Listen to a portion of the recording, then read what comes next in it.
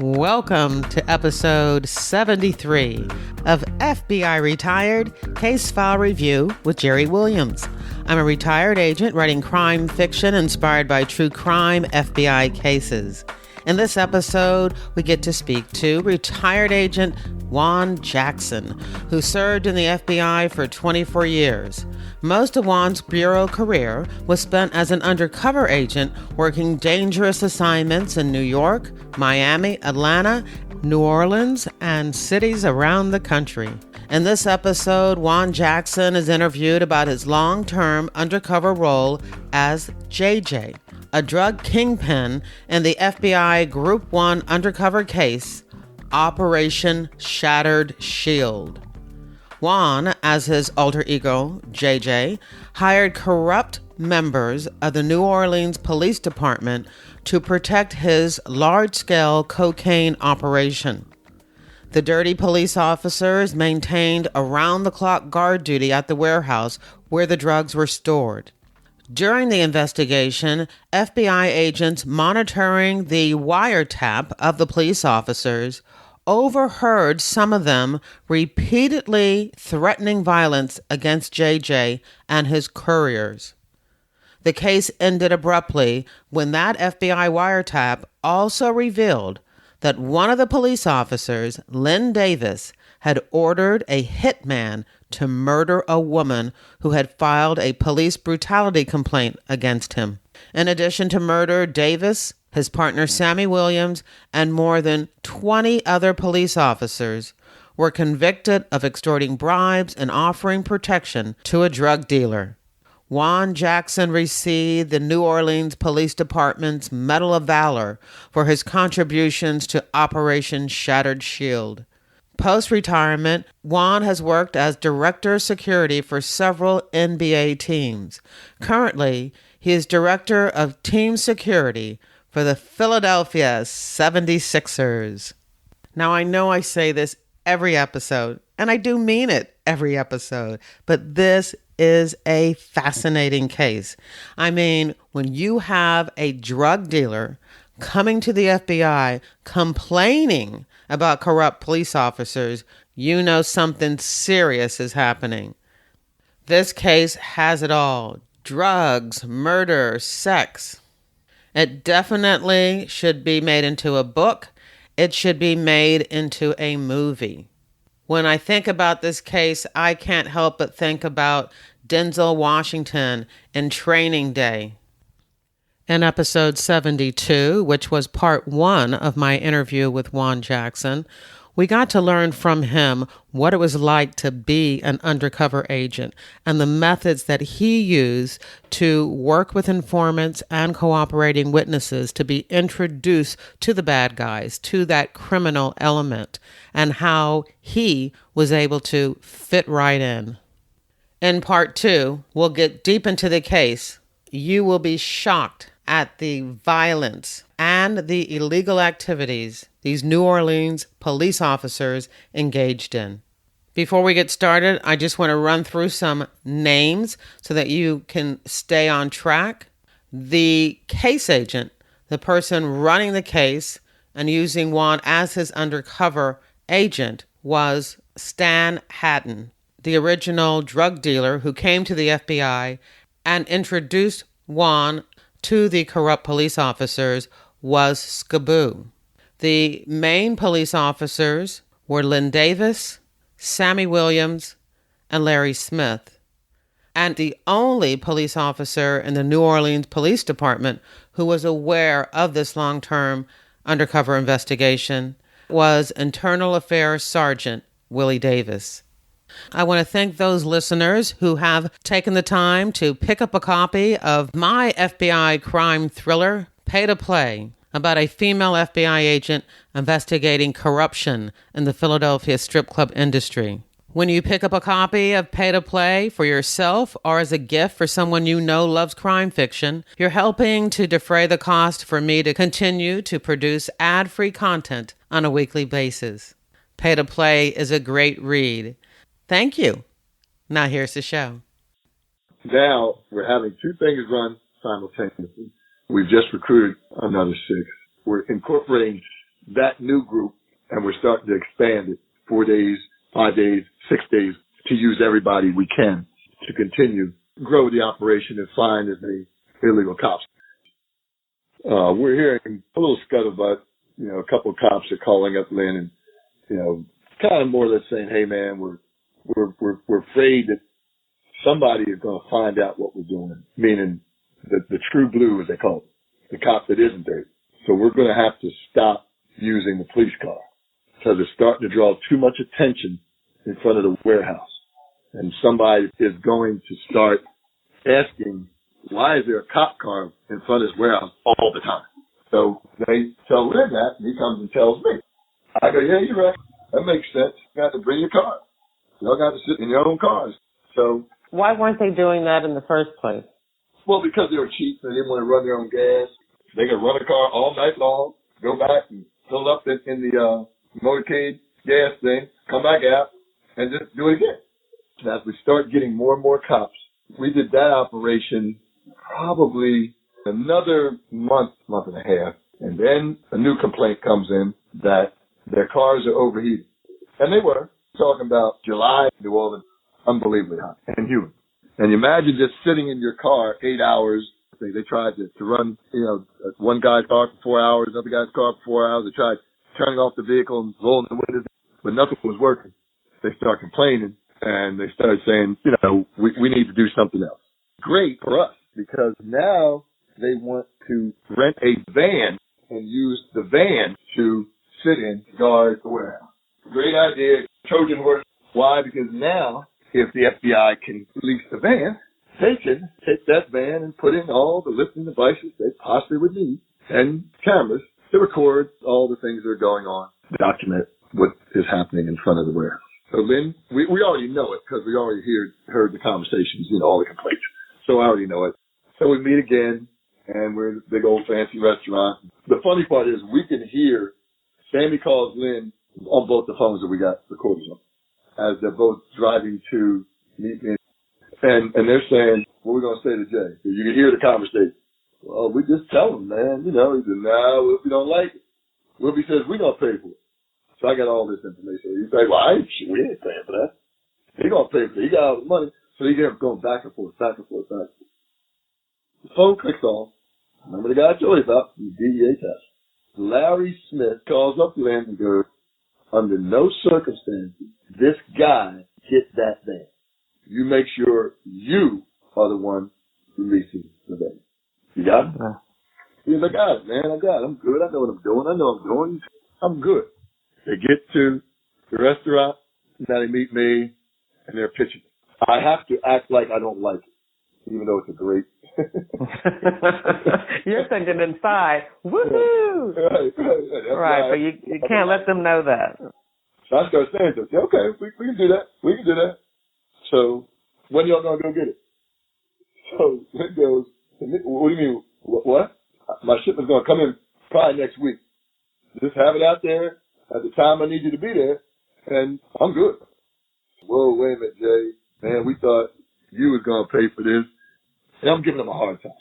Let me get this straight. You want me to pay you guys to watch and also pay for the van that you guys are sitting in, that you guys are complaining about the cars that you're sitting in, and I'm paying for your gas by giving you all this money.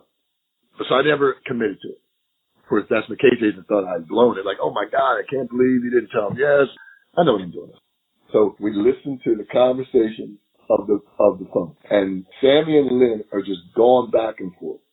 Man, what are we going to do? If we don't get this boy to pay, what are we going to do? Sammie said, I don't give a damn what Larry Smith had. We are not paying for this van. He said, we'll just lie to him. We'll lie to all of them, Lynn, but we're not paying. So we hear all that, which again means I'm winning. So I call him up and I say, all right, I think I'm going to do it. I think I'm going to get the van. So Larry tells him, make sure you go with him and you pick out the van. If you want him to pay for it, watch him pay for it right then and there, then you're good. So I said, all right. He doesn't care. So we go get the van, take it away for 4 or 5 hours long it takes for us to wire it up with all the devices in we need to have in there. We replace the van with another van, bring it back on the lot, sit over to the side, go inside like we're going to make the transaction, then look at 2 or 3 vans, tell him I think that van's the best one. He doesn't care. He said, yeah, okay, that one sounds good too. I thought, let me go in, drop the paperwork. Man, we'll go inside. We come back out and get in the van and drive it. So let me get this right. You've already come in and purchased the van, taken it off the lot, fixed it up, bring it back to the lot. He thinks it's on the lot because it's still available for sale. You go inside pretending that you're now doing the sale and come out with the keys for a van that you already bought. Right. Oh, brilliant. And off we go. But, our monitors hear him on the phone saying to Larry and everybody else, yeah, I just picked out this van. He must say it 4 or 5 times in a row. I picked it out myself. Don't worry about it. I picked it out myself. He's saying over and over again to everybody. And the details going to start in 2 days. Don't worry about it. We good. Just flat out lying to him that he's the one who picked the van out and that we are going to be good. I went in. I watched him purchase it. I saw him sign agreement. I saw him do everything. And I picked it out. I told him which one on the lot I wanted. So now we're good. He didn't go inside. We know he's now. So he's selling me to the other individuals, lying about what he allowed me to do. This is what they didn't want me to do. So now we have another opportunity to listen to any and all conversations of anybody that's sitting outside on their shift as they guard your shipment to cocaine. And those conversations are really good. Each individual is continually talking about how much do you think is in the warehouse, how much is it worth. We start hearing some concerning things about ripping me off, killing me, things like that. So, whoa. Don't just sugarcoat that. So you're hearing them talk about possibly killing you and just taking the whole warehouse shipment. Yeah, as we start to listen to the different conversations, I'm supposed to go into this costume party that Len and some other people, other dirty cops, invited me to. I had owed Len, I was supposed to go pay him earlier that night and then from there go on to the Halloween party. At that time, unfortunately in the FBI, a lot of the conversations are being transcribed by someone, by some other monitors. So they had just gotten to the point that 2 guys had a lengthy conversation about how they wanted to take other cops, not any of the cops that were used on the detail, have them catch me and Skaboo either with or without the drugs, attempt to arrest us, and when we resisted arrest, kill us and then plant weapons on our bodies to say that we get into a shootout with them. They were saying this for 2 reasons. One, they were afraid that as this thing kept going month after month, that someone was going to find out. Some true blue is what the conversation they always had, was going to find out, and they're all going to go to jail. So the only way there's going to be no witnesses is if we just shut this down, kill all witnesses, and then the rest of us can go scot-free, whatever money we made so far. So they kept having these conversations. They just happened to find out about this one particular one just before I was heading to this Halloween party. So I was scheduled to pay Len some money. We had kind of screwed up one of the payments. Somehow, whatever money I was supposed to pay for whoever else was on, when we counted the money up from Flynn's den, I was off, so I had to come back again. As I was meeting him, I get a call on my phone to get out. Get out now. So I pay him the money, and I get out. My contact agent and a monitor, we get this hotel, they bring the tape, and he plays it for me. You can hear him. They're going to take me out, say, we need to whack him, we need to get rid of his ass, we need to do this quick. All we got to do is catch him alone. So they felt, Juan, if you go to that party, man, they could be talking about that time. We might want to beg off the party. I ended up not going to the party that night.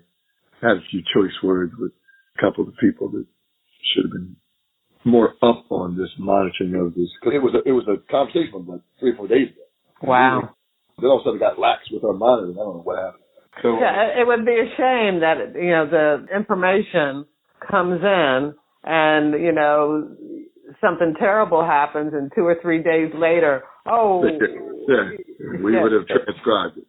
Let me just be clear about something. This conversation that you're overhearing, these guys are making these plans without Sammie or Len being aware of it.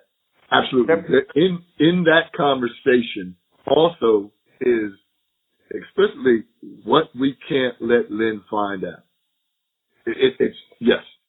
We can't let Len, they feared him. We can't let Len find out if we do this. If we're in agreement to doing this, we cannot let him find out.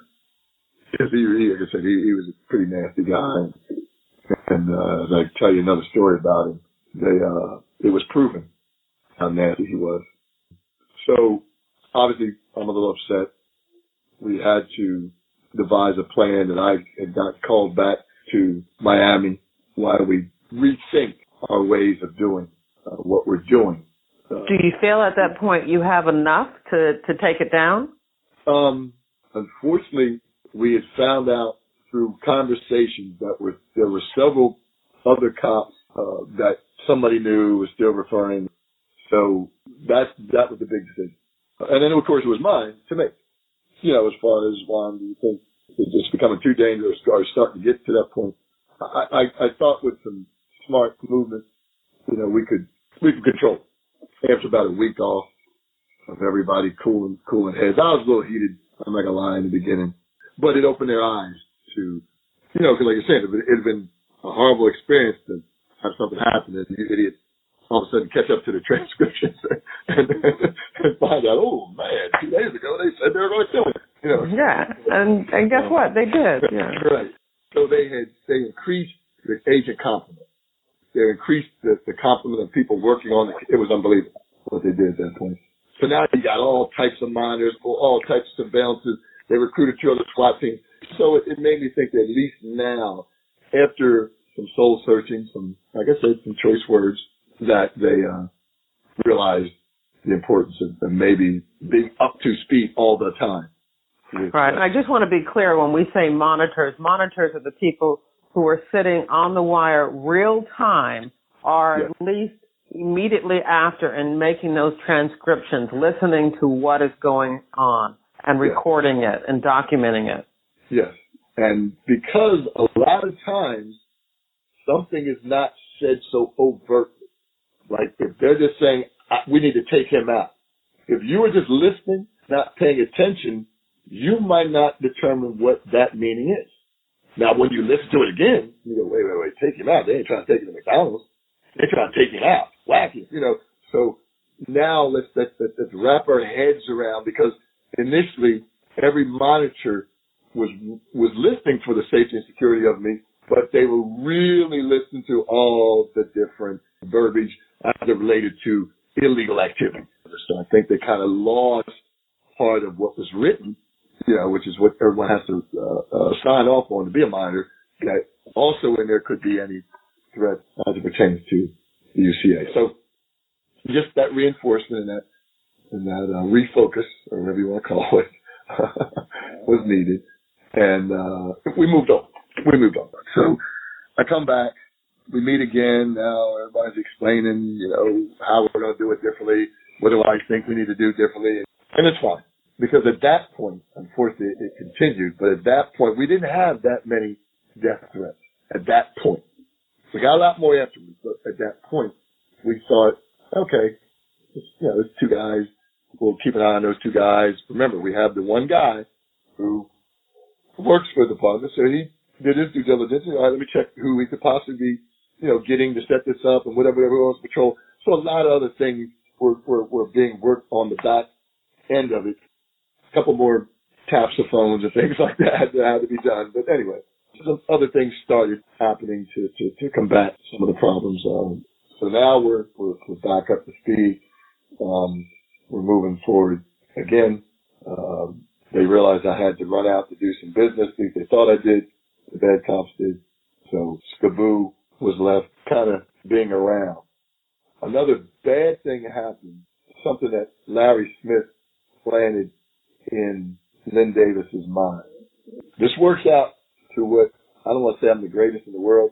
This works out to certain ways I do things. So Larry tells Len, what if the DEA or somebody is on this and we don't know? He said, I work for the DEA. I'm on this task force, and I've been checking. But just to check on a guy named JJ, man, that's impossible. We need to know his real name. So what they do, they snatch up Skaboo, snatch him up again, take him back to the Badlands again with the gun. They didn't make him open his mouth because they need him to talk. They put it to his head, and they tell him he better tell them my real name. Now, he never knew my real name. He said, even when we was in the military, he went by this same name. It's so long ago, man. I don't remember what was on the uniform because I didn't care. Because the dude always called himself JJ. I'm telling you. And the reason he could not answer, because he really never knew. Yeah. Now, the problem with that is a lot of mistakes are made by UCAs and people when that case agent, that U.S. attorney, that whoever calls you by your real name. Juan Jackson. Yeah, Juan, we need you. Yeah, Juan. Yeah, Juan. In every case I've ever done in my entire life, I've always told everybody, the only way you'll address me is, don't you ever call me my real name. He said, but that was agreement they had to sign off on. And that's in every case I've ever done. But I take it in other undercover scenarios, you've used another undercover name, or have you always used JJ? Always used JJ. Okay. It's not hard to forget. Always use JJ. And to this day, you have agents that are in the undercover world that go to the schools, that's all they ever call JJ. Hey, JJ, what's up, man? It's just weird how that has taken a life of its own. Right, because in real life, you do not go by the nickname JJ.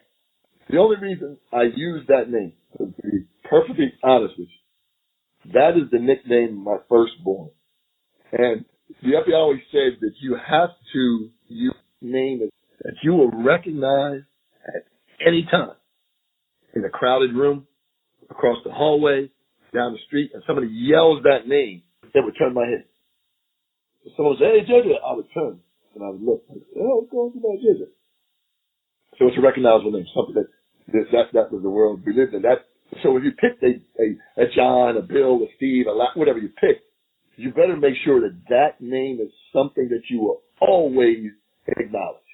Right. Oh. Sure. Yeah, I know a lot of undercover agents use their real first name, and then they change the last name, but their real first name, you know, if it's Bob or John, they still use that. And again, that way if somebody says, hey, John, or hey, Bob, they're going to turn, because that really is their name.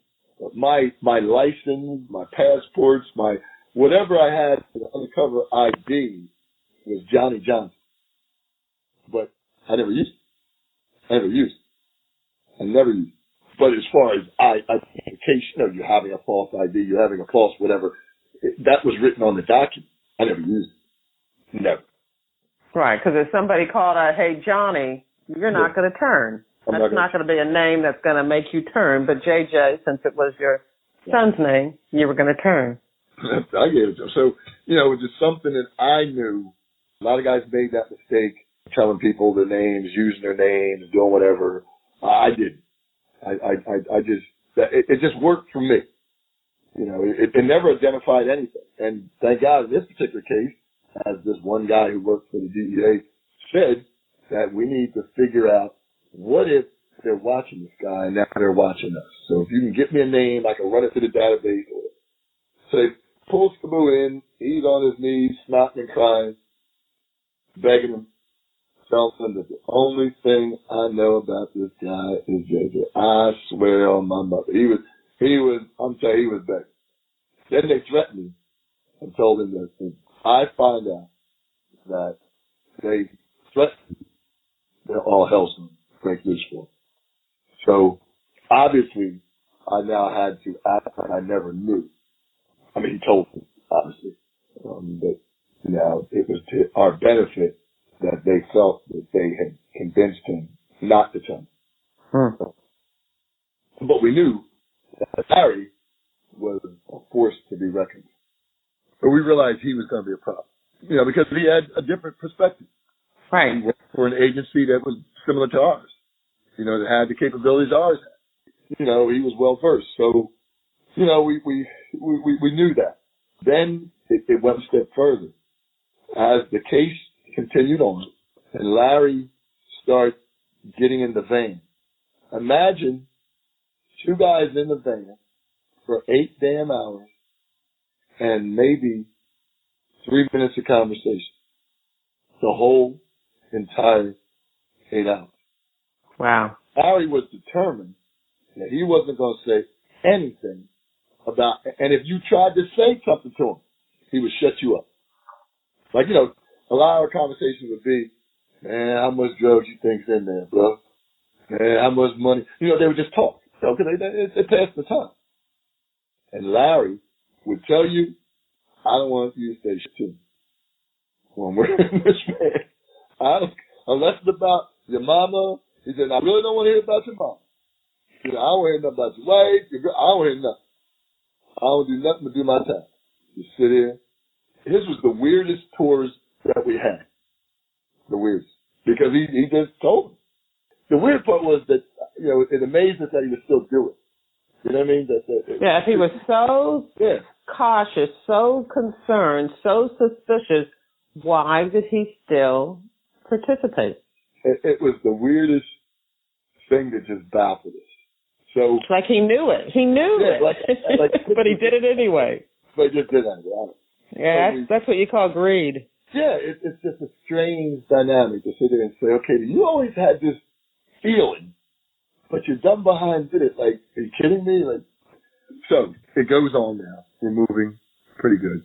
We're identifying more and more people. We're cops now, maybe 20, I think. We're doing pretty good.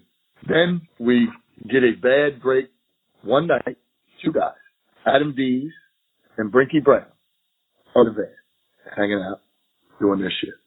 Both of them were the original 9. One of those 2 was the guy who had the prostitutes out on the street. Okay. So one night, these idiots decide that to pass their 8 hours, they're going to get 2 prostitutes to come to the van with them and do what they do. But I thought they were supposed to be watching the warehouse. Right. So, and we have cameras and everything else in the van. So I'm away, hidden away in my undercover apartment. And I think they were on the midnight day shift or something. I get a call from the case agent. He's like, JJ, we got a problem. What's the problem? He said, 2 guys in the van, Adam Dees and Brinky Brown, in there with these 2 prostitutes, man. Man, what are we going to do, man? We need to get a hold of Len, have him straighten this out. At first, I laughed when I first thought, it is what it is, man. They dirty. What else expect them to do? Be honest cop, But as a businessman on the side of the drug dealer, I have to, say that, okay, let me think a way that I found out and call you back. So I devised a plan that I had driven by the warehouse, check on my operation, and saw. Had you done that before? Had you really driven by before? Once or twice, not much, just once or twice. But they never knew. They never knew I did. Because I'd tell them different things that, I'd see. They a lot of times would park their cars like too close to the van. And I'd say, if you don't want your car associated with what you're doing, you might want to pull it around the corner, something like that. You might want to pull your car around the corner and walk behind over to the van. If you're trying not to be identified, and so different little things. This guy's watching. That particular night, I said, okay, this is what I'm going to do. I called Len up, cussed him out, I'm yelling, I'm screaming like I'm really upset. I'm going off for a while. He's trying to put me on like a speakerphone. He keeps dropping the phone. I don't think he knows how to work the function. He's trying to get dressed, is what he's trying to do. And you can hear it. He's rushing around. He's saying, JJ, I'm on my way, Jay. I'm on my way, man. I'm on my way. I'm a handless, bro. So he hangs up with me. We next hear on the tap cell phone of him calling in Brinky Brown. And he's yelling. And you could hear the wind blowing through the car window that he has down, and he's asking him, what's going on? And he's saying, what? What you talking about, Len? What? You know, they got this southern girl. What, man? What you talking about, man? So then he says, all right. Now, the monitors that could see the camera saw that Brinky was in the van, and Adam had gotten to walk back to a car they had parked near the van, and the other girl was in the car with him. So Len is asking Brinky to hand the phone to Adam. let me talk to him. Brinky tells Len that Adam went to the bathroom. He's not in the van right now. Finally, Brinky says, "Where you at, Len? Where you at, man? What, you know?" Because we could hear the cars, you know, rushing. He hangs up, and he now is thinking Len is on his way. So the tape shows later, like, I mean, high heels, wigs, stuff that's being thrown out the van, kicking the woman out. He's running back to the car with just his pants, you know, up, no shirt, banging on the window of the car, telling Adam, get these girls out of here, Len's on his way, we got to get going. They scoop up all the clothes, pocketbook, and they throw it in the other car. As you can see, you can't see everything, and I'm scrambling to try to get dressed. We have a pole camera too, so we're trying to view that a little bit. So he's trying to get dressed, and he's trying to get stuff together so he can drive away. He gets dressed just in time and gets two girls to drive away. Brinky goes back and sits in the van. Len pulls up. He is on fire. He gets out. You can hear him through the window because the microphone's inside the van, screaming and knocking on the window. Run out the window, Adam. Brinky, run out the window. Run out the window, I said. And he's like, Len, you need to calm down, man. You just need to calm down. He said, no, roll down the window, Brinky. I'm telling you, roll down the window right now. They're going back and forth, back and forth. Finally, Adam's done behind, rolls down the window. Len reaches through that window and starts pummeling. He reaches in and grabs the lock to the door, opens the door up. I mean, he's beating the hell out of him. Just beating the hell out of him, drags him out the car. As he drags him out the van, just stomps him a couple times. Here comes Adam, pulls up in the car. Yeah, he didn't want to get out and get involved in that. Yeah. He didn't get that. He gets down. Len goes back. Yeah, you need to roll down that window. He said, I ain't rolling down the window, Len. No, Len, you need to calm down. All right, I'm calm.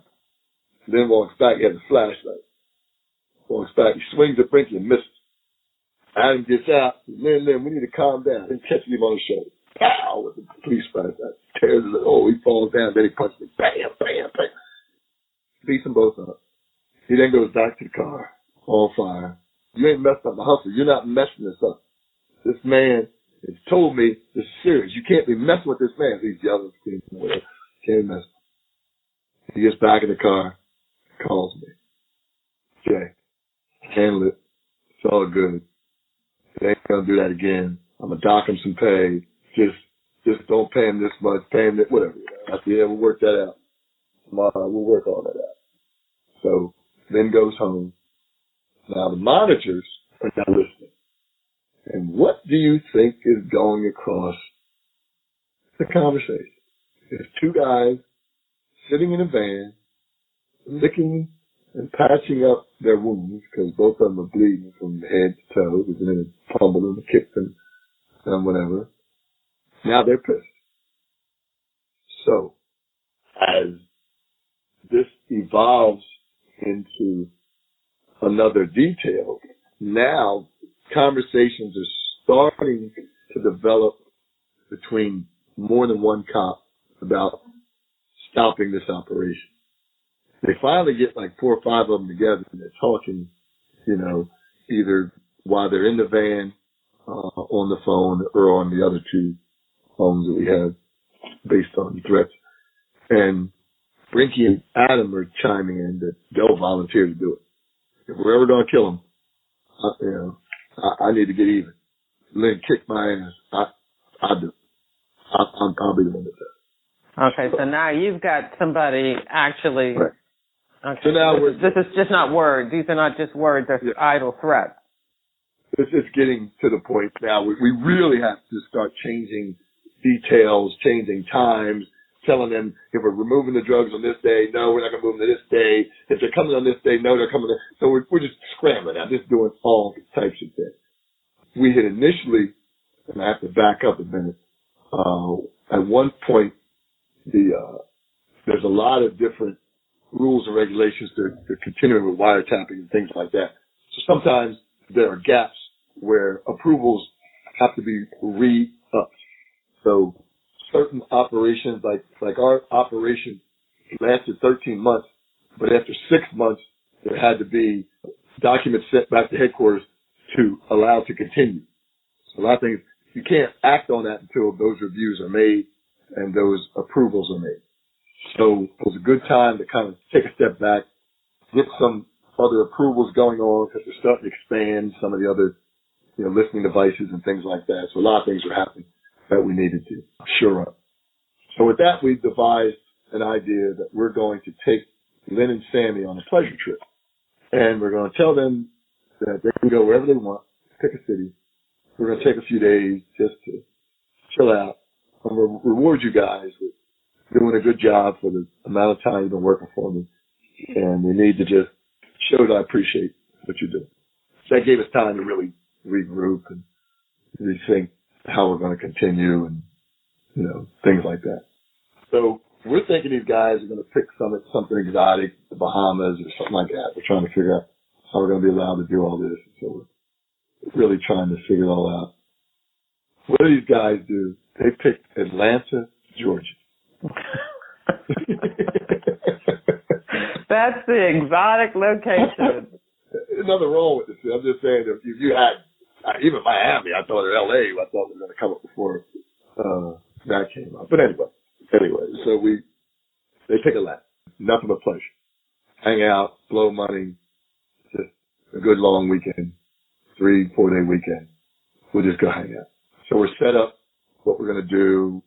Len starts him and home with him going.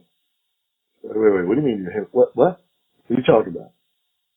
So we can't figure out why he's hemming and hawing. We don't know if it's something that has to do with the death threats. We're really confused at this point. Like, why is he not wanting to go with Jay? Like, what's going on? Sammie, on the other hand, happy as a lark. He's ready to go. Yep, of course. Yeah, let's go. So we finally can't figure it out. And we're getting to the time frame that we need to get back. So I got to get this part of what we decided to do moving.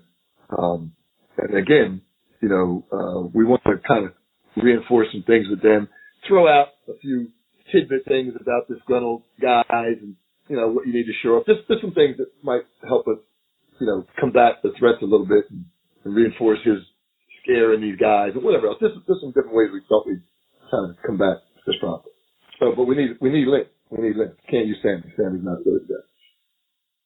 So I take Sammie to dinner by himself. After I gave him a few drinks and a big old steak, he tells me that Len, he said, please don't tell me, is deathly afraid of flying. I said, get the hell. He said, Jay, I'm telling you, he is deathly afraid of flying. So now we're trying to figure this out. Like, how the heck did we get this guy? With him and all, we're losing time as far as operationally. So we don't have a lot of time to drive to Atlanta, all that stupid stuff, because Len even said that. We don't have time. It's going to take us too long to get there. No, we're not doing it. So have another dinner meeting with both of them, and I'm trying to get him to admit it to me. Sammie goes, look, man, Jay's going to put the first clip. Come on, man. He finally says, okay, all right, I'll go. Get on the plane. I ain't going to like it. And we kept alluding to the fact that I have a higher person that I deal with. Okay. Backs me. So we found a way of trying to get around it. And I threw out the mob a couple of times. Told them that I'm their man. I work for the mob. And I'm their front runner. I'm the guy out front. I was trying to explain to them, typically they don't like dealing with the drug part. So I'm that guy. But, obviously they're my backing. They're whatever. and we got schedules to keep, so I don't have a lot of time there. So what do you want to do? So he goes, okay. So I'm going to fly in. I told him I had to go to Miami. So me and Skaboo, we're going to go to Miami and then fly from Miami to Atlanta. We're going to meet them in Atlanta. Of course, we're trying to set up everything you can, obviously, in Atlanta to make sure everything is right before they get there, the hotels and different things we're trying to do. Get help from the Atlanta FBI division. So there's some things we got to do to keep this thing going. So we do all that. We get all the Atlanta stagehand. We get everybody that we needed to get involved to set up this trip. We get all the different strip clubs and the nightclubs and all that identified for me. And so we're good. We fly in and we're there a couple of days. They thought we just got in before then. Get to the airport. We have to leave again to fly back in again, to fly into the airport. It's kind of weird, but that's the way we do it. So we go back out so we can fly and be inside the airport when Len arrives. This is the part of the story that even baffles me. So we're sitting at the gate, waiting for Len and Sammie to arrive so we can walk to baggage claim. As I'm sitting at the gate, at their gate, not our gate, because they're supposed to be coming in. I look over to my right and I see this older gentleman that just keeps staring at me. It's me and Skaboo. Oh my God. This can't be. This guy is the chief of police of the town I grew up in. No. Because he's just looking at me.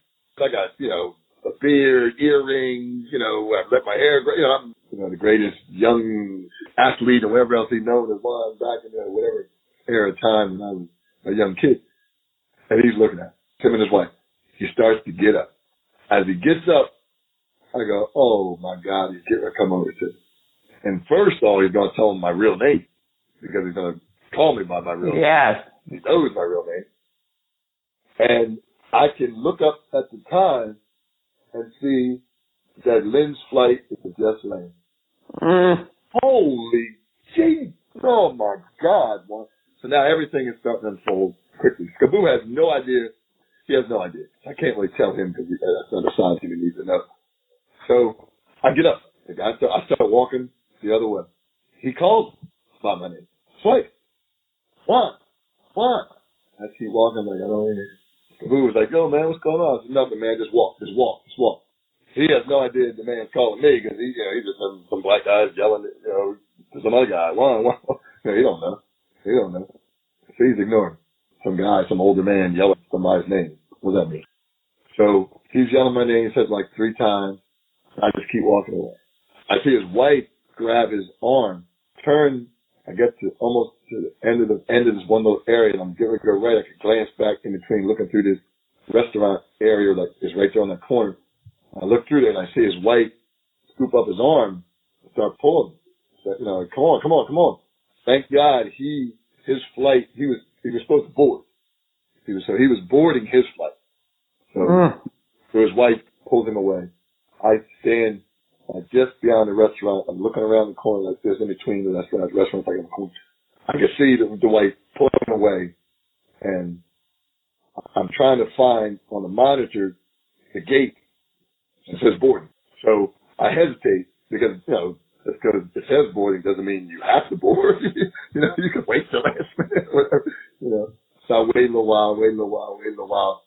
I also see that Len's plane has landed, Now, and I told my meeting, right at the gate because our flight, got in before his. So now I'm talking to him, and Skaboo is, because he has no idea what's going on, he's steadily saying, hey man, we gotta get back. The plane's landed. I gingerly walk back to the gate, and I can see there's nobody in the area, the waiting area that he was sitting in at all. The door's shutting, so which means they boarded everyone and they're good. So did you ever see him later and let him know what the deal was? The part was he comes back. I forgot where he was going on vacation because that was just a layover wherever they were going from New Jersey to wherever they were going next. He comes back, and he knew my mother and father, my mother in particular real well, so he knew her. So he gets a hold of my uncle, who gets a hold of my mother. And then he calls my mom and says, I saw your son in the Atlanta airport. The funniest thing on it was he refused to say hello. He actually looked like he was trying to avoid me. My mom, because she has no idea what I'm doing either, says, well, I find that hard to believe. And then she says to him, because she did not work for the FBI. She said, you do realize who he works for, right? And then he went, oh, okay, yeah. He explained to him, not specifically, just that I was working and I couldn't at that time jeopardize what I was doing. I never explained the whole deal. I just was able to explain that to him. Yeah, that's one thing as an FBI agent. If you see somebody out where you normally wouldn't see them, you got to give each other that look first to make sure. Yeah. Let them know. Yep. I actually had a similar situation where I was in an airport. I was with my family, and I saw an agent that I knew. But I could tell by the way he looked at me. Do not come over. Do not say anything. Just leave it alone. Yep. The amazing part, like I said, was that it was that close. That their gate was one gate, you had the dual gate thing, and they had one more gate over that way. And so they were that close. That's how close they were to me. Like, not in a little area that so then arrives, and here we go. We take off to baggage claim. We go to baggage claim, and we're grabbing our bags and whatever we're doing, and he has a bigger bag than I thought he should have, because we're there for like 3 days. We're not gonna be there that long. I'm like, damn, man, you just packed the damn house in here. So we're joking around. We get the limo that's gonna take us to the hotel. We get in the limo, and he's got his bag with him. I said, man, put that in the back, man. I mean, it's a big limo, but put that in the back. He goes, no, I'm good. He opens the bag up and pulls out his gun. I go, what the hell are you doing? He said, I don't go nowhere without it. He said, you allowed to put this in your luggage, He said, so I put it in my luggage, declared it, put it in my luggage. But I don't go nowhere without it. I said, well, some of the places we're going to go to might not allow you to have your gun in. He said, I'll take care of that. But I don't go nowhere without it. Caught me off guard, because I definitely expected not to see a gun on him. Not that the FBI hadn't given me one, but I'm just saying, didn't expect that. So, get to the hotel, shorten this up. We're going to go on a good 3 day of just showing him the city as much as I could show it to him. Strip clubs, nightclubs, whatever, all the famous, all the big time players went to. We end up in a nightclub where it looks like it's the drug dealer's ball. Every knucklehead in there looks like some, with the chains and the hair and whatever else is in there. So what he realizes that he is amongst which he thinks is my people. That's how coincidentally this happened. So he swears, he calls back to his girlfriend on the tape, the phone that we have, and he's telling her that, yeah, I'm amongst Jay's people, all his people, folks that do dope like him. We go from there. We have a great time.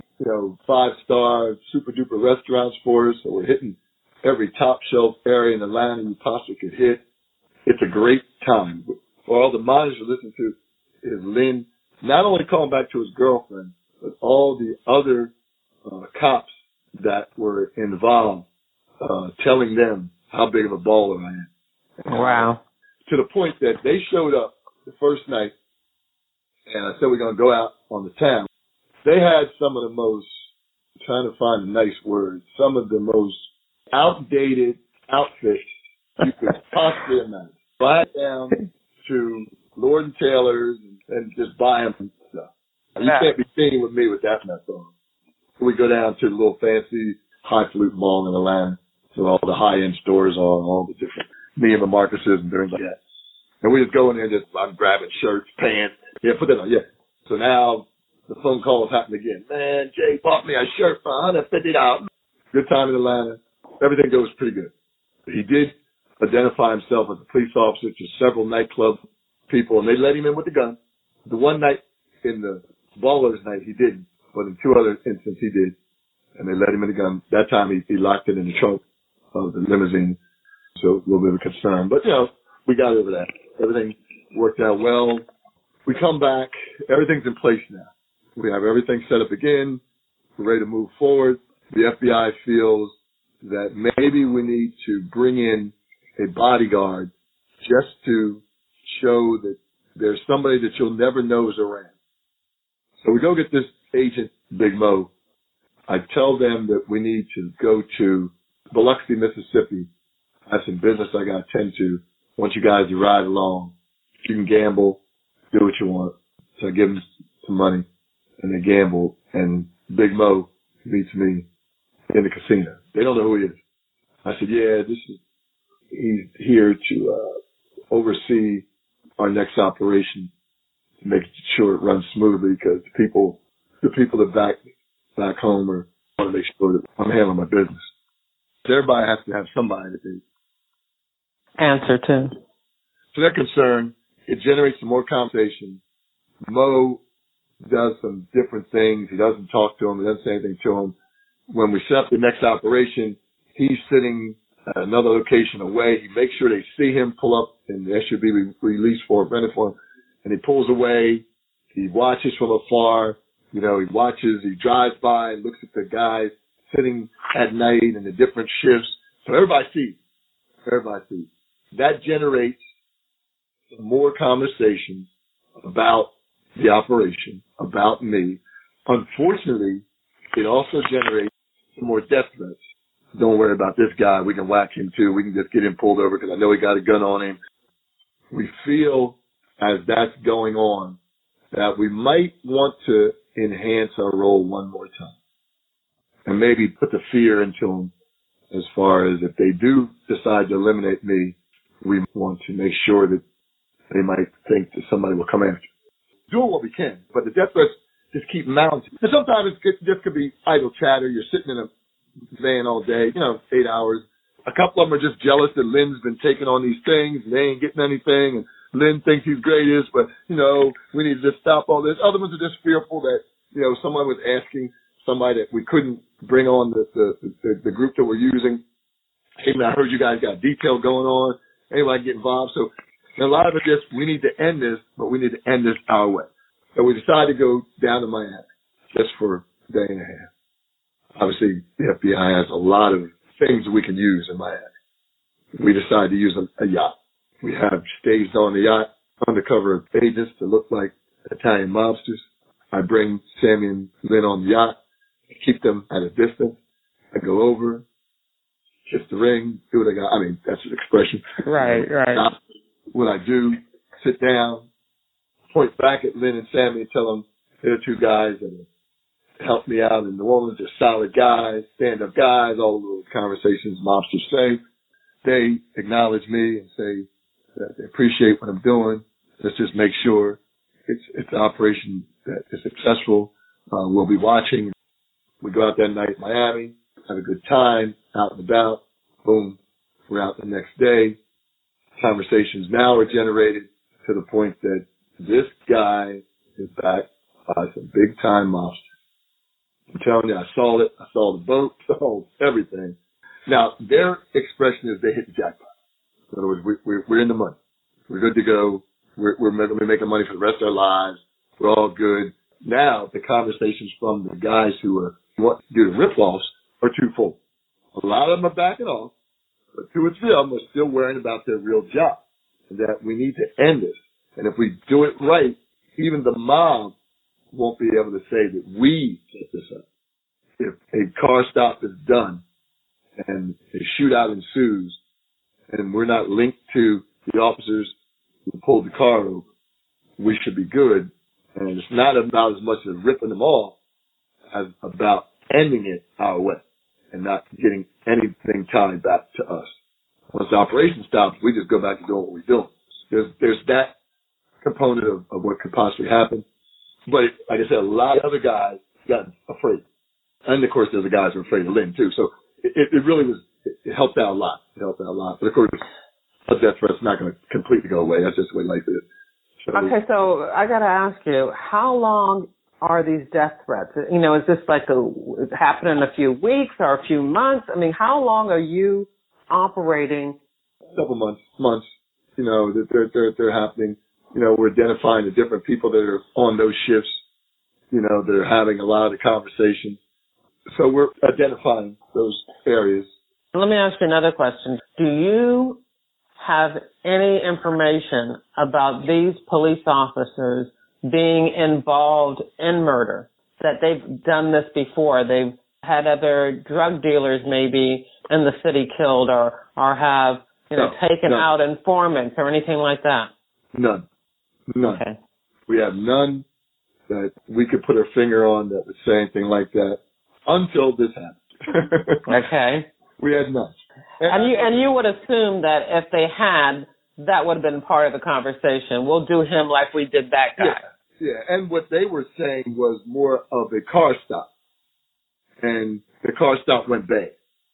And, and if we can eliminate the witness, meaning me, in a gun battle with the police, we'll plant the gun on him, and then there won't be any witnesses to the operation. Myself and Skaboo would be dead, and Doug could just walk away, and everything would be good. So, but we had no other intelligence, any interface that said any of these guys are capable of shooting me, or anybody else that they associate themselves with, their cops, are capable of shooting me, other than acting in accordance with their job. I mean, we had information that cops had been at shootouts, but, we didn't know, could they pull that off, and was somebody willing to do that to that extent, up until this. So we're going pretty good. Everything's fine. Then Sergeant Willie Davis, in their internal affairs unit at New Orleans, the one cop who had been trying to identify everything he could for us, and he's doing a real good job. He one day gets this letter in the mail from an anonymous person. In there is an obituary cut out of a newspaper of a woman by the name of Kim Groves. And in a handwritten note attached to the obituary is, "This is what happens when you tell on your own." Doesn't mean anything to him. Like I said, he just got it on the desk that he had at the PD. So he kind of blows off from it. And Willie was actually wearing two hats. He did his normal, because the rest of the police department didn't know Willie was working with us. So he did his normal job, and then he went and worked with us on this operation. So a couple of days go by, and he goes back to the anonymous letter. He stares at it. So he reads it. And, it's a nice thing about the woman and how she was tragically gunned down. And so he goes to homicide. He says, "Can I see the file on this?" They get in the file. So he looks through it. Obviously, there's the photos of her body. So he just starts thinking, something's not right. Something's not right. The area it happened in, just a lot of different things led him to think that what if one of these guys are involved? And that's all he had was a feeling. So he starts reviewing transcripts of the different conversations. He comes across a transcript tape conversation of Len Davis with an unknown person, and the transcript says something to the effect that, "Hey man," then talking to the guy, "I need you to do me a signal 30. Obviously, to our monitors, he didn't identify who Len was talking to. I had no idea what the hell that was all about. So it was actually not really considered pertinent information because it was just that. So he continues on with that conversation. And in that same file of those conversations on that same night, he says, "I'm going uptown now, and I'll let you know what I see." Again, no big deal. The other guy on the other end just says, okay, I got you. Hit me back. I think he ends up calling somebody else first or whatever, but then maybe two conversations after that on another documented transcript is him saying the woman has black faded jeans and a camel colored top on, and he, in his own words, says, "Get that hoe." The guy on the other end of the conversation says, "I'm on my way." Again, what the hell does that mean? Nothing to us at the time.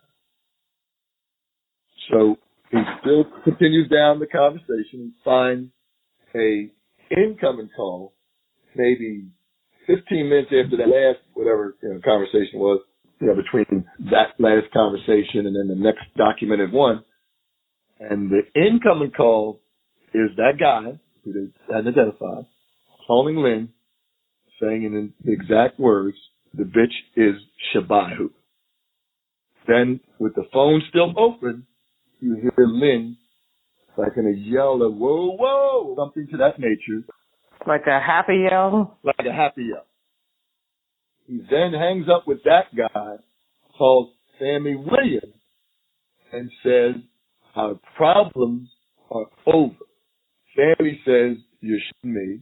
He says, no, I told you I would take care of it, and I did.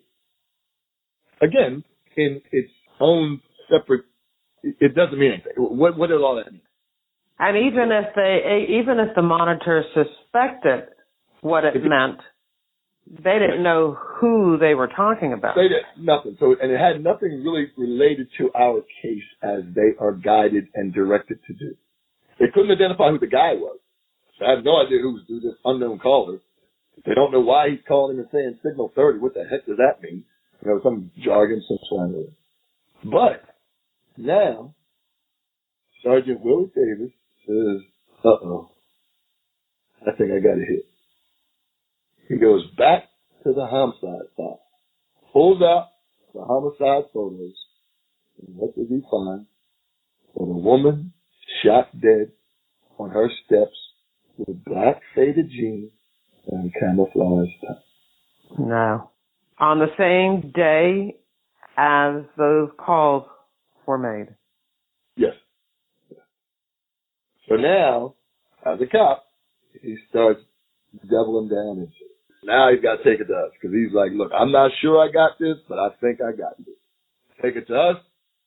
Here they go. And I don't know where I am. I can't remember exactly how it all went down, but I was probably still operational somewhere.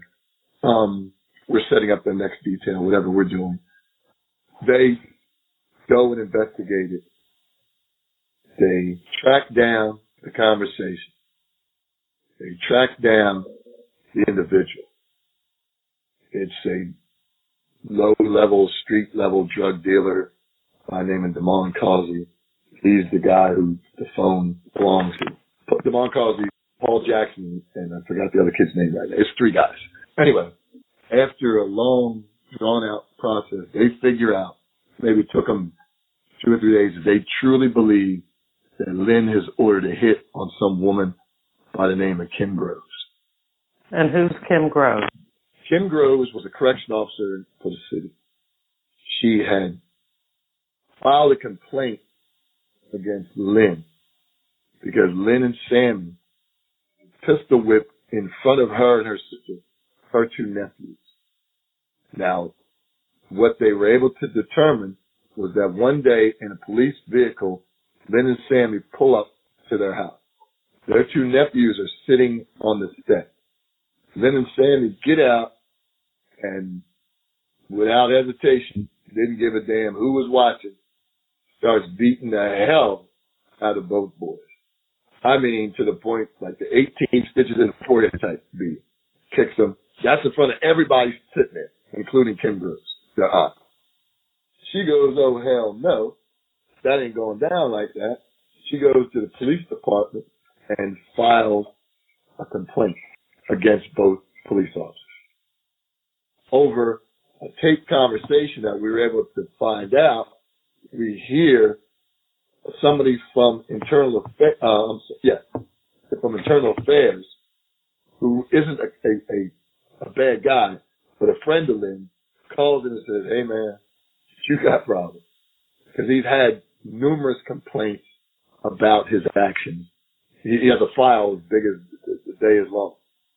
So this police officer, who happens to be a friend of his, nothing more than that, we investigated that, is saying, you might want to ask this woman, can she take this complaint away? Because this one is getting ready to couple with all them other ones, is getting ready to get you fired or a long suspension. If I were you, I'd go apologize to that woman. With that, we now trace some more stuff down, and we figure out, not me, but the FBI, that now he has conversations with Sammie Williams, him just saying, hey man, we got to talk about something, we got a problem. There's several of those. We don't do a lot over the phone, but they meet. Those two meet, and then Len tells him the problem. This lady, Kim Groves. And he's saying, that's why on that conversation he said, but I'm going to handle it. I got people. No, I got people. I'm going to handle it, is what he tells Sam. Wow.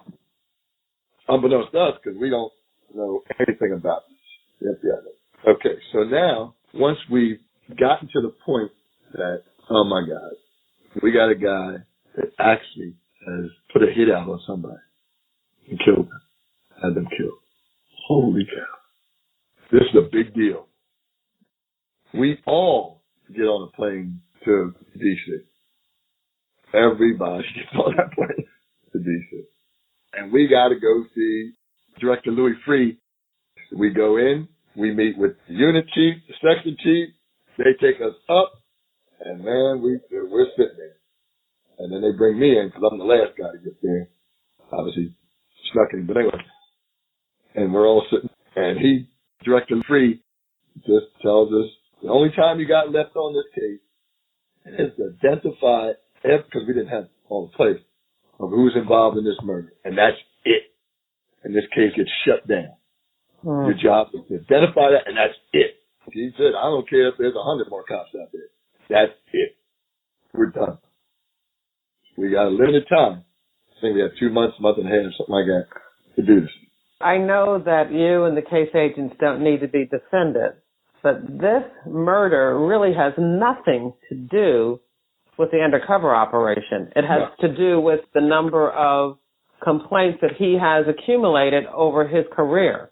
So this would have happened whether he was involved with you or not. And in a sense, the fact that you are operating this undercover is what allows you to find out about this information and to solve it. Yeah, they would have never, because in itself, if we weren't around and say he pistol, because what happened was her two nephews, like I said, were low-level drug dealers. Len had this standing rule in the Desiree Project that you have to come through him to sell drugs in the Desiree Project. Those two guys had decided to go around him. So his motive for pistol with both of them was that they didn't get his approval to sell those little drugs they were selling. That's what it was all about. That's what it was all about. So yes, to determine, and of course, as two drug dealers, they weren't going to go to the cops because it is what it is. They got beat. They had to leave alone. Now, when the aunt went to the cops, which is something that she, because she wasn't about any of that, she unfortunately thought the end result was what Len felt he needed to do. I got to ask this question from the whole start of this.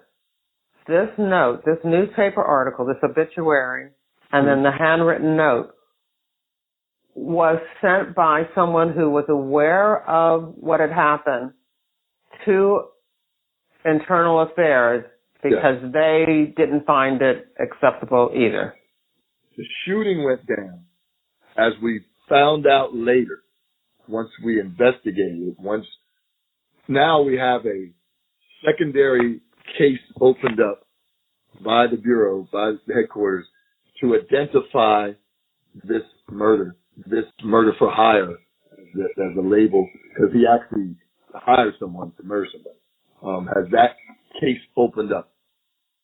They were able to determine that on the night of that incident, Kim Groves was sitting on her porch, her and her sister. A police car drives by first. That police car is Len and Sam. The conversation of him calling Damon Kazi and Paul Jackson and I forget the other kid's name, he calls them up. He tells them that she's on her step and this is what she's wearing because there's two women sitting on the step. They go get a red Jeep. They get up to the location. They drive by themselves the first time slowly to look to see what two people are sitting on the step. The sister, after that slow drive-by, decides this ain't a good, I'm getting up. This, come on, I'm getting up. And unfortunately, the other female decides that she's not moving, so she sits on the step. They drive by again, park the car up front. He gets out, walks back, walks up to her, shoots her several times in the head, and then runs back to the car and they take off. So it kills her right there. Execution. Yeah, they just execute it. So then they drive down, disassemble a little bit of the weapon. They take the barrel, throw the barrel into the lake, punch train, reassemble the weapon, and then drive back. We find out that once we were able to identify all the players, they decided to execute all the search warrants. They actually found that weapon in one of the individual's homes. I think it was Damon Causey's home. He had kept the weapon in his drawer. One of the guys became a cooperating witness, and he was able to tell us soup to nuts exactly what I just told you. The calls, the drive-by, the taking the barrel, all like that. He decided to cooperate, and he wouldn't go to jail or get the death penalty. So he cooperated because there was 3 individuals in the car, and he was the one in the back. And he told who the shooter was, who the driver was. He was in the back seat. He was there when the calls came in, the whole 9 yards. So he was able to put together for us, after we did our investigation, to identify them all, exactly how it went down. As that was going on, and they were collecting all that evidence and trying to prepare to conduct their search warrants and arrest warrants, it was my job to continue as nothing ever happened. Continue being with them and meeting with Len so we could collect all the evidence that was going to take that phase of the case down, as well as our case. So I met him several more times, always looking at him to see. He actually seemed more at ease, believe it or not. It was just weird. You know, obviously he didn't let on to me or anything, and I couldn't let on to him that I knew what he was involved with. But, it was one of those type things. You keep meeting with the guy. We ended up getting another 6 more cops, and we set up another dual scenario where we had the warehouse operation running, and then we had we called it this truck stop operation, where we set up because like I said, after this, we had to shut it down. This was our last hurrah. The director said it. We were just finding out that they were coming to the conclusion that on the case that was going to prove the murder, they were ready to lock everybody up. So we only had so much time left to end our case. We had a lot of information that we had some other cops that we could possibly recruit. So we had to just try one more time at getting what we could. So we set up a truck stop deal where we were going to have a tractor trailer full of cocaine pull up, and we were going to unload the cocaine in duffel bags on different vans, and then have those vans followed out to highway areas and let them go. We had gotten enough conversations of the 6 new recruits through what Len was doing by us calling and telling him we need some more people. So we, had all those things set, identified the individuals that are going to be working on that operation, who they were, phones. We made sure to prove that they knew that what was involved, that they were going to report to Len. Len was going to report to me. So a couple of them made the mistake of saying, which was good for us, that, my guy got all his dope loaded in his car. He's ready to go. Those type of conversations. To Len, who actually we were recording on. Then, of course, as they followed him out, they told him the same thing. All the shipments are gone. We're good. We had to tie it all up because, like I said, coming to an end because the other agents that were assigned to investigate the murder had identified and collected everything that they were ready to conduct search warrants. And so we had to do it all simultaneously so we couldn't lose anybody. So we had to do all the arrests at the same time. So once they said they were ready, we had to be ready. Right. It's all going to come down at the same time without losing anybody escaping, whatever we had to do. So it had to go, like I just said, in order for no one to get away. We were able to do it, and it worked without a hitch. We got 26 in total altogether. There was a twist in the way we decided to arrest them. We knew they were police officers, and we didn't want to have any big-time shootouts or, crashing in door type things. So we devised a way. We told them that a white-collar crime investigation was being conducted by the FBI, and that we wanted to get handwriting exemplars from 55 police officers to see if they had ever forged or written any false checks. So Oh, so this was all false. This was just an excuse. Just to get everybody inside so we could arrest them without any incident. So we did that. And of course, nobody was involved in any bad check writing, so everybody wasn't leery about coming in. And each time the right one came in, we obviously arrested him. And then the rest of them, they just let go. So we had all, without an incident, we did it that way. Then we threw another curveball into it. Now, of course, they kicked in the doors of the three shooters that same morning also. And arrested all them, so they were caught. That morning, they went to Len Davis's house and Sammie Williams' house to arrest them individually. They didn't give them that ruse to come in. They decided to just hit them because they set me down and they asked me, out of both of those individuals I dealt with for the year I was undercover, which one do you think will flip? And I said, Sam. I think Sammy will. I think Len is just the way he is. He's not going to. Plus, you don't want Len to flip. Yeah. He's a murderer. Right. So they arrest Len, and in all the time I've ever done undercover, you never do it this way. At least I never did this way. Usually when the case ends, you never see the arrest because you're whisked away and you're gone until the trial. If there is a trial, then you're on to the next case, whatever you're doing. This particular time, they asked me to do them a favor. And they said, Juan, we want to arrest Sammie Williams. We want to sit him down as an apartment. Tell him what he's being charged with. And then hear his response, which is going to be, I didn't do it. I don't know what the hell you're talking about. And then after he gives that response, we want to bring you in and identify yourself as who you really are. And I've never done that in all the time I've ever done my assignment. So I'm sitting in a van. They hit the door, boom. You can see through the window, they pulled it up. They set him on the couch. He's on the second floor. They bring me upstairs. I can hear him saying, man, I don't know what you're talking about. I didn't do this, man. I don't know what you're talking about. You know, he's just saying that over and over and over again. He's standing up, actually, when I come in the door. He looks at me. But, you know, I shaved off the beard. Of course, I don't have the earrings in my ear, nothing like that. And he just stares at me. And I bring out my credentials. And I said, Sammy, my name is Special Agent Juan Jackson of the FBI. You are under arrest.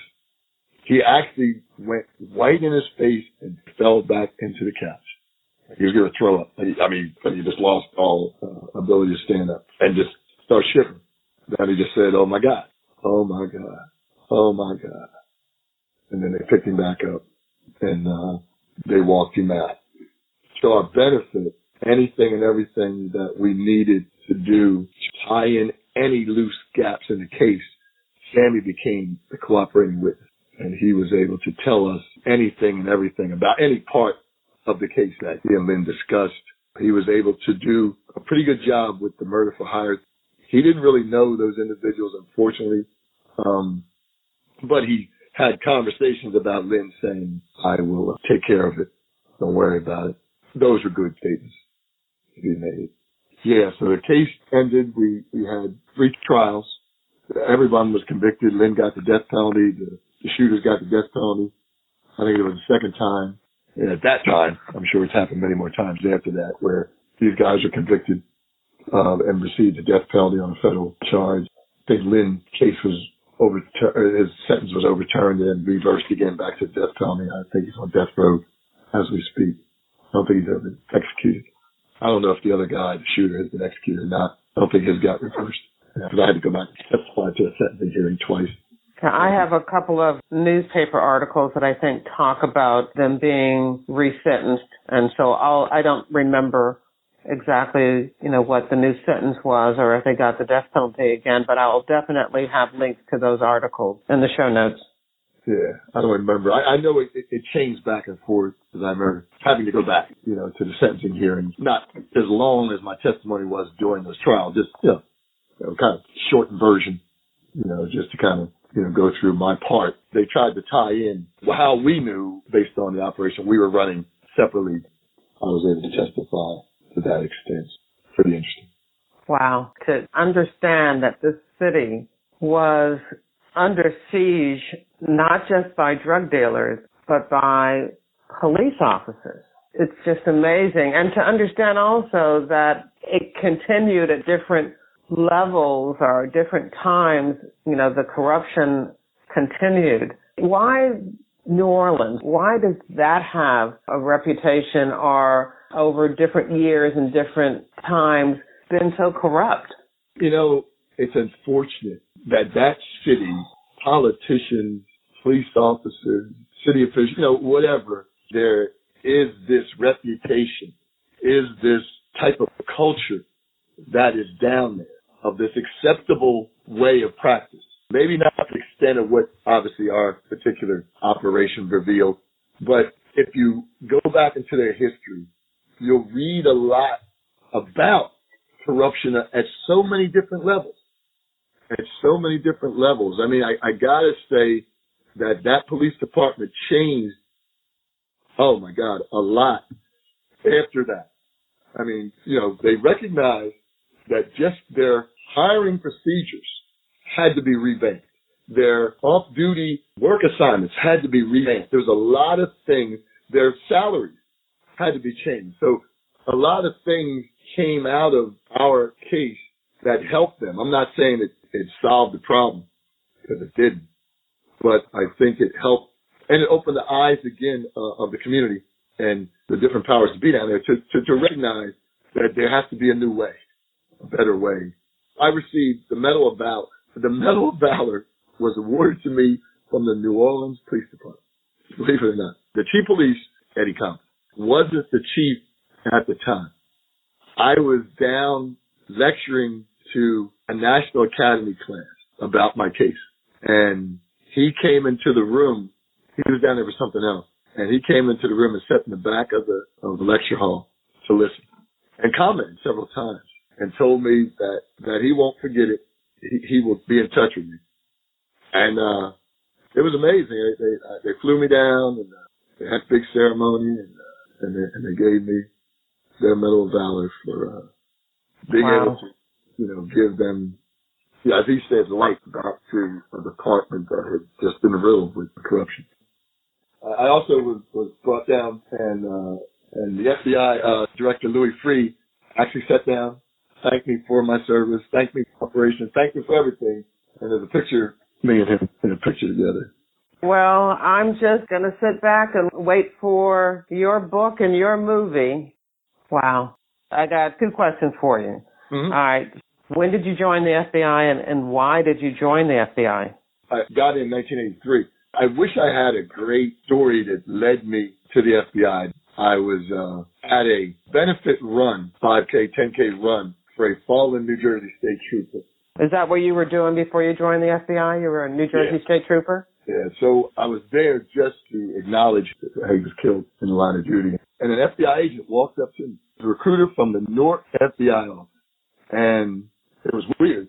He told me he knew who I was. And then he asked me, did I ever think about the FBI and, and consider joining the ranks of the FBI? And I told him I didn't know a lot about the FBI, about the organization. At that point, we struck up this relationship. And then from there, he ended up sending me an application, which, the time you got in, it was a gigantic, huge 15-page application. Yeah, it was a book. It was a book. It was exactly right. That's the best way to explain it. I wish I had a better story of why. You don't go in saying I'm going to be an undercover agent. At least I did. I didn't. As my little career started back in St. Louis, Missouri, just evolved into what I ended up doing, different cases I did. But probably 3/4 of the time I was in. So when did you retire? In 2007. And what are you doing now? I'm the Director of Security for the Philadelphia 76. Sounds like a nice job. Yes. I've been doing it for a while. I started in Oklahoma, the Oklahoma City Thunder, then moved on to the Atlanta Hawks. And I was fortunate enough to be able to come back home and work the Sixers in Philadelphia because I retired from the Philadelphia FBI office. All right. Well, I want to give you a chance, an opportunity to have the last word. So what would you like to say? The career was rewarding, as you know, the greatest job to have. You get out of what you make it. And for me, I wanted to be able to make an impact before I left. And I thought in my head I did, that I did do that. And so for me, it was the greatest job I've ever had. It's taken me all over the world, not just the United States, and would trade those memories for anything in the world. So I'm very thankful. And that's the end of the interview.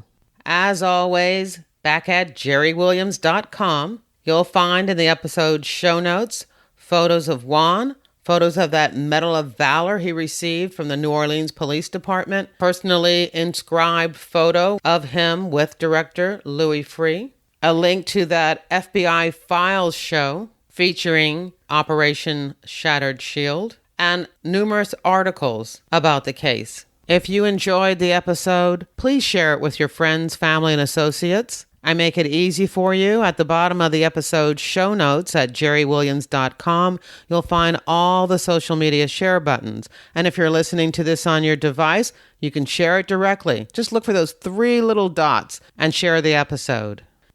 And one last thing. While you're visiting my website to check out the photos and media links for Juan Jackson and Operation Shattered Shield, don't forget to join my FBI Retired Case File Review reader team.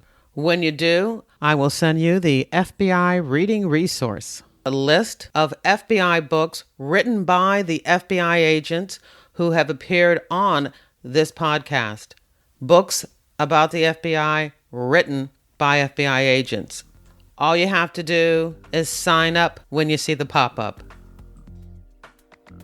This episode was sponsored by FBIRetired.com, the only online directory made available to the general public featuring retired FBI agents and analysts interested in showcasing their skills to secure business opportunities.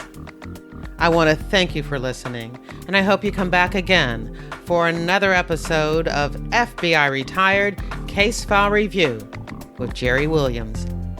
Thank you.